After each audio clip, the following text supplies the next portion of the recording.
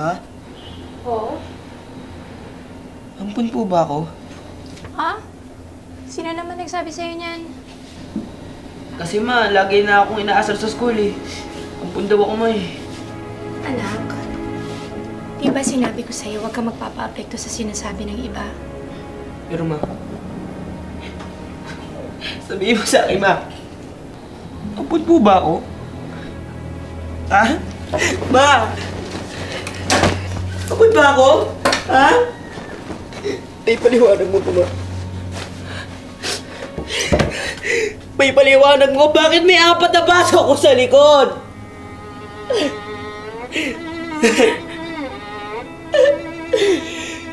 Matagal na namin itinago ito sa'yo, anak.